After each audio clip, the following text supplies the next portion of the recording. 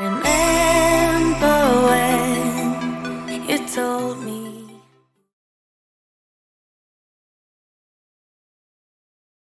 We live in fear of the person who coughed right next to you, or the person down the street who doesn't look that well. Oh my God, I got to stay away from them.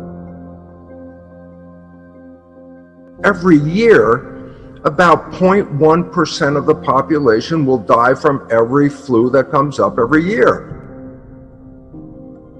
It's not different than flu, it's just a bad flu. It's dangerous except for this: it can be treated.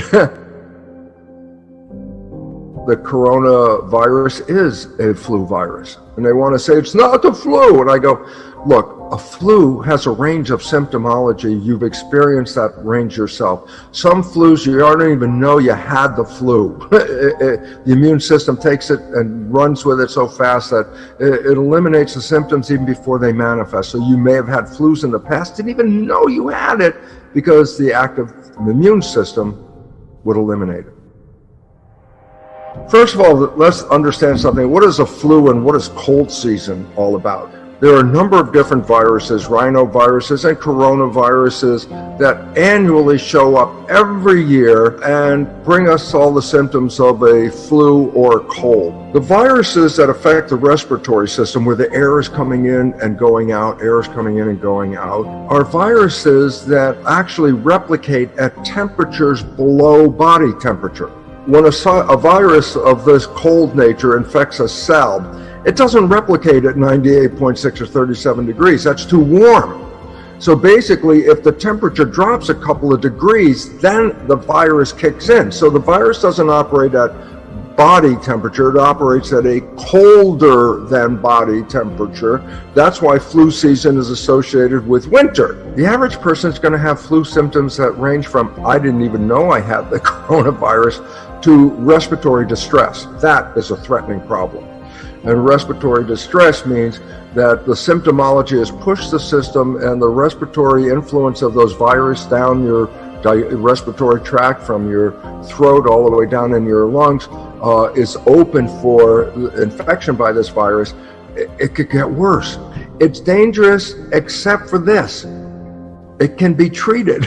So having respiratory distress is not the end problem. If you can get treatment, it'll go away. It's a bad flu. Coronavirus is a bad flu. The largest portion of the population is not going to die, even though the news media threat is, they didn't come on and say, flu season is going to be aggressive this year, take care of yourself. No, they come on and say, aggressive flu is going to kill up to millions of people. And it's like, jeez. As soon as I hear that, it's like, okay, it's not every regular year now. It's like, I could die, millions of people, that includes me. And the fear is becoming a problem. But in some countries, they started testing everybody. But guess what they found? About 50% of the population that was tested had previously been exposed to this virus, but have no symptoms.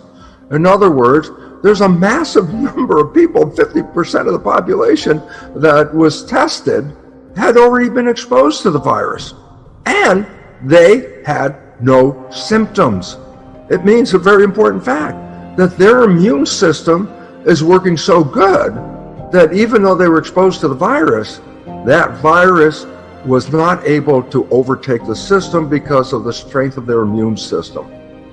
The bigger problem you have is the fear of the virus. In a fear response, the biology of the body changes to put energy into escaping the fear. That proverbial fear is the saber-toothed tiger that chases us. When the consciousness of protection is required, then the biology will adapt to a protection response. It shuts down the growth and maintenance of the body. It shuts down the immune system. Stress shuts down the immune system to conserve energy. We're all going to manage the coronavirus. Yes, you could get a respiratory problem and it could be distressing, but guess what? It's not that it can't be treated. It can be treated. Remember when told me